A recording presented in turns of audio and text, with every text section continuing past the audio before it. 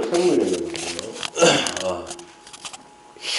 144쪽 세포를 둘러싼 세포막의 기능. 그냥 세포막이라는 것에 대해서 복습을 해보면 세포와 세포가 아닌 것을 구분 지어주는 경계입니다. 그죠? 당연히. 그래서 세포막의 1차적인 기능이라고 한다면 어떤 대상체가 세포냐 세포가 아니냐를 구분 지어주는 역할을 하겠죠, 일단. 그죠? 두 번째로는 세포가 반드시 가지고 있어야만 하는 어떤 물질들은 밖으로 빠져나가지 않도록 담고 있는 기능도 하고 있을 수 있을 거예요. 다른 한편으로는 들어와서는 안 되는 물질을, 바깥에서 들어와서는 안 되는 물질을 어떻게 해주는 경향도 있을 거다. 차단해주는 역할도 하고 있을 거다. 이해됐습니까? 그게 가장 기본적인 거죠. 그런데 그러한 기능 외에 이제 이 통합과학에서 좀 강조하고자 하는 것은 세포도 생명체잖아요. 생명체다 보니까 생명체는 기본적으로 뭐 먹고 살아야 되잖아. 에너지 활동을 해야 되고. 그러니까 인간을 예로 들자면은 뭔가를 섭취하고 소모하고 또 그러다 보면 또 뭐가 생깁니까? 그렇죠. 뭐 필요 없는 노폐물 같은 게 발생할 수 있죠. 그걸 안에 계속 쌓아둘 수도 없는 노릇이고.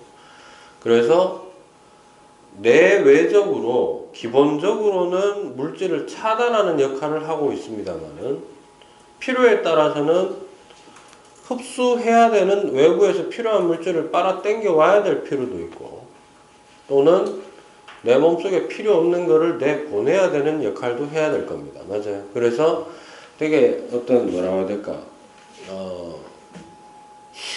양면성을 가진다고 해야 되나?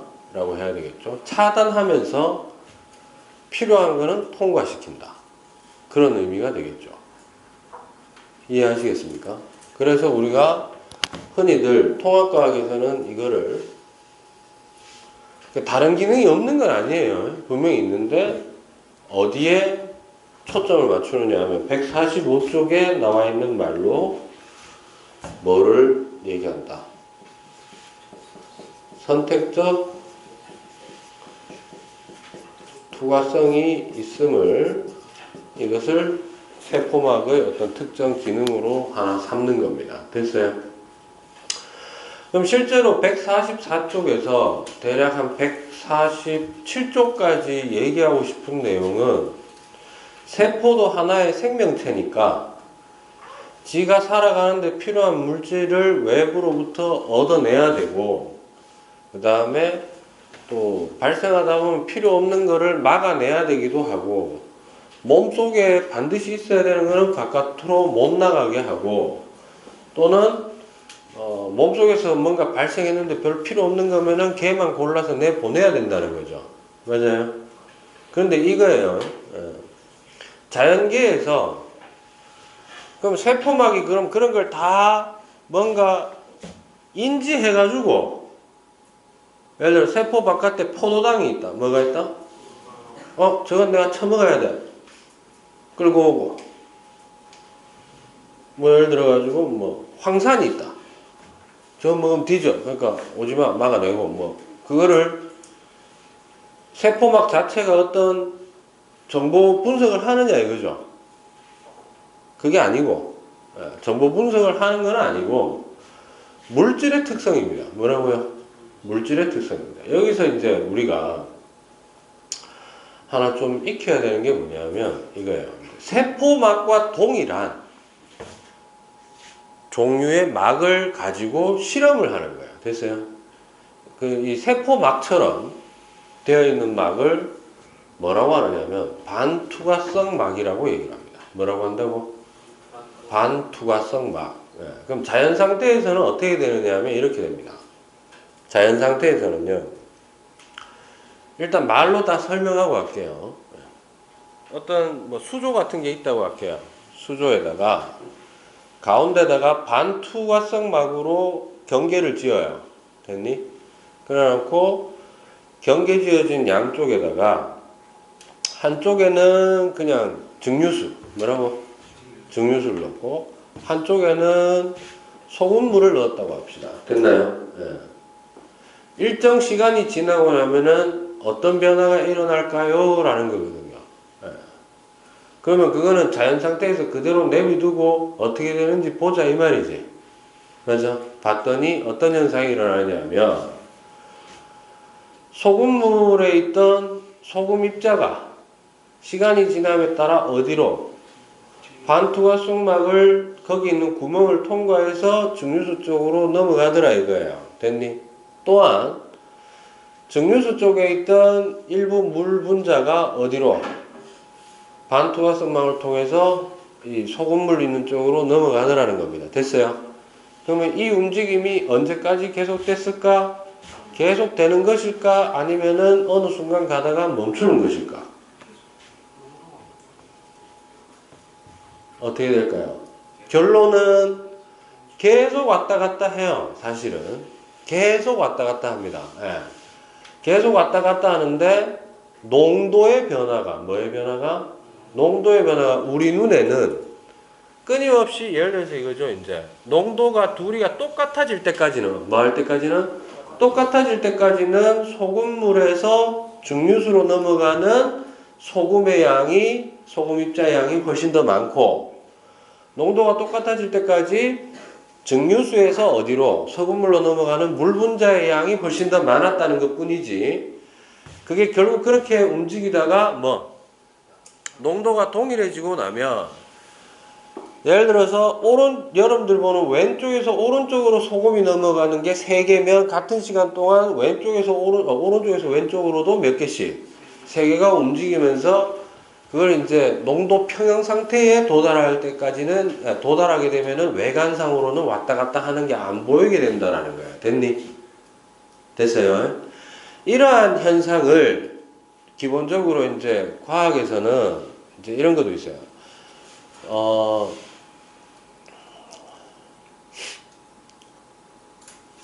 항상 에너지가 낮은 쪽으로 뭔가가 다 모여가지고 에너지가 많은 쪽에서 에너지 적은 쪽을 채워 넣어가지고 모든 걸 어떻게 만들려고 한다, 기본적으로.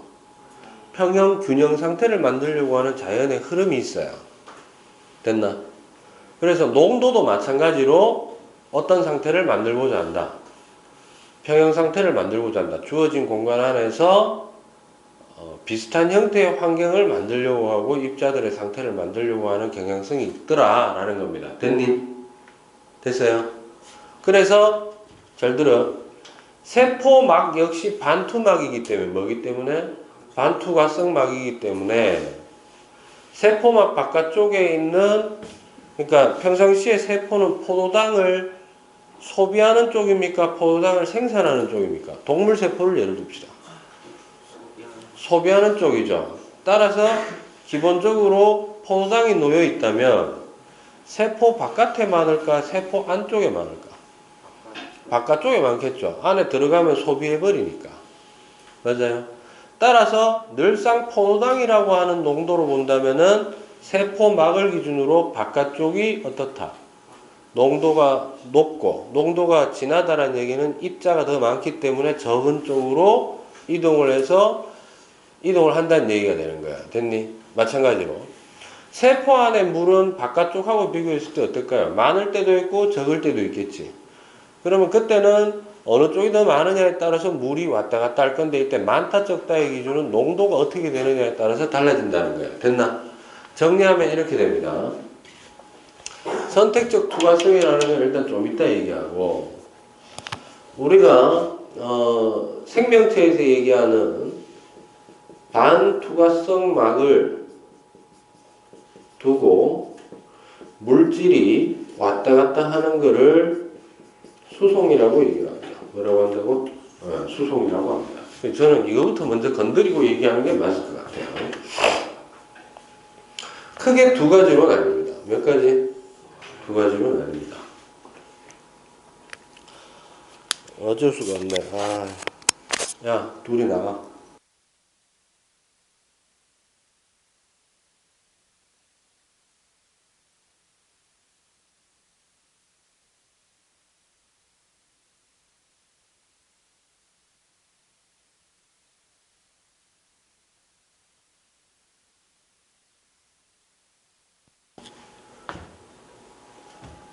그러니까 이거 방송에서 본 사람도 졸라 놀랄 거 아니에요, 그죠? 갑자기 마이크 툭 꺼졌어요, 그죠? 뭔가 이상한 분위기는 눈치챘을 거고. 자, 여기에서 반투과성막 물질 수송은 투과성막을 놓고 어떤 이동이 있느냐 이 말이죠.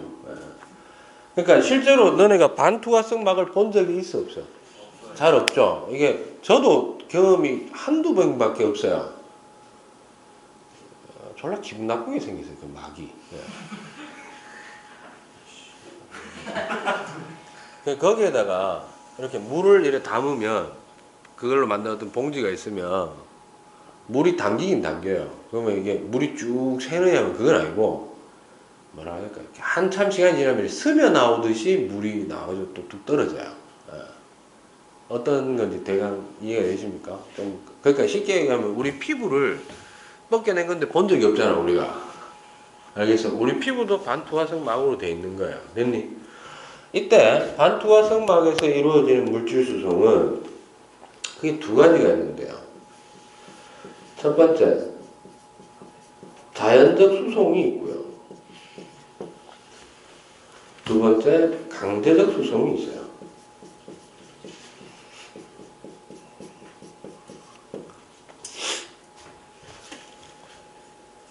그러니까 생명체가 기본적으로는 반투과성막으로 이루어진 경우가 많기 때문에 그걸 놓고 물질이 왔다 갔다 하는 방식이 자연 상태이니까 그냥 자연적으로만 이루어질 것 같은데 꼭 그런 것만 아니고 농도를 역행하는 경우도 있어요. 됐니? 그러니까 자연적 수송은 이렇게 생각하면 돼. 무조건 어떤 곳에서 진한 곳에서 어디로?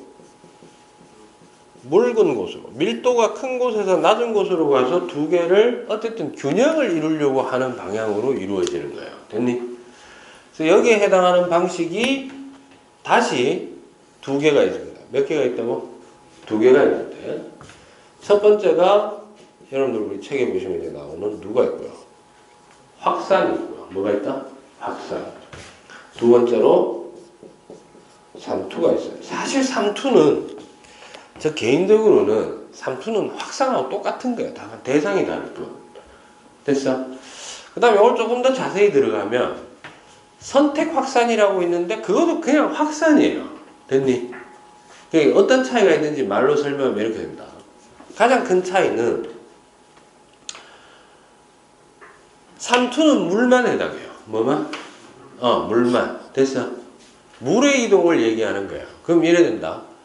삼투는 진한 곳에서 묽은 곳으로 가는 게 아니라 용액으로 보면은 묽은 곳에서 진한 곳으로 가겠지? 근데 내가 이렇게 써놓은 이유는 물 입자가 많으면 어느 곳이고 묽은 곳이긴 한데 묽은 곳을 물 입자 관점에서 보면 물이 어떤 곳이다? 진한 곳이잖아요. 맞아?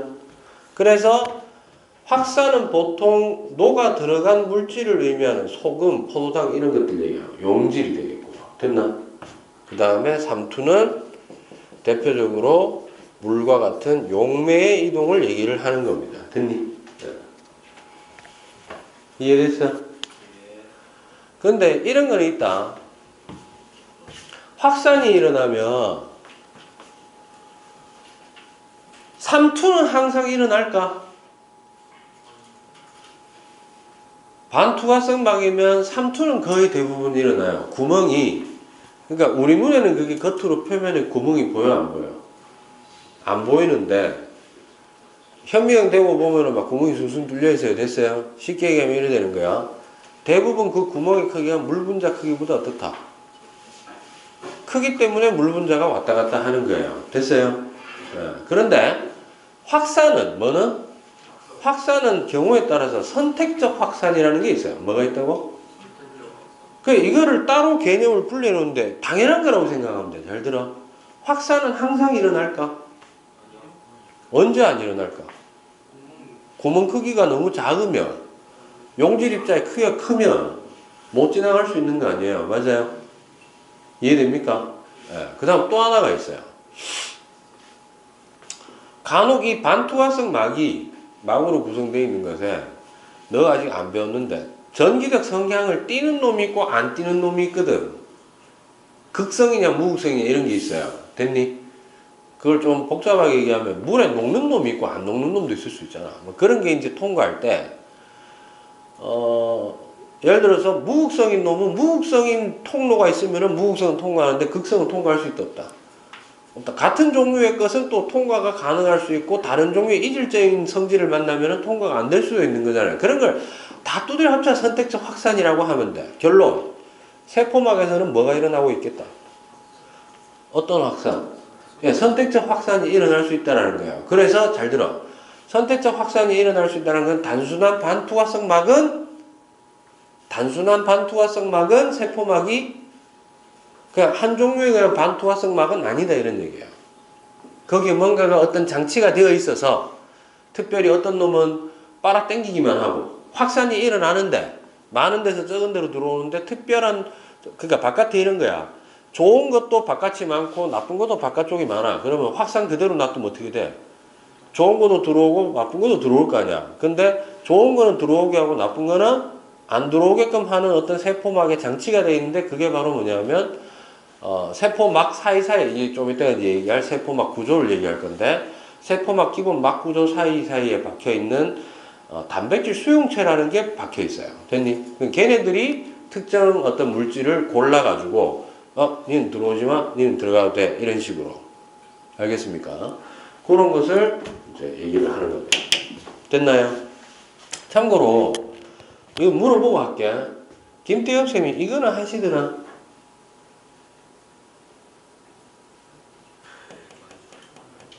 수송이란 말이야. 너가 받는 수송은 능동수송이란 말 아니더라? 그런 말 들은 기회가 없어? 그럼 됐어요. 강제적 수송은 요것만 얘기할게. 자연적으로 일어나는 이 수송 확산이나 삼투가 일어나면 가만 내비두면 일어나는 거지. 따라서 따로 에너지를 소비할 필요가 있다 없다?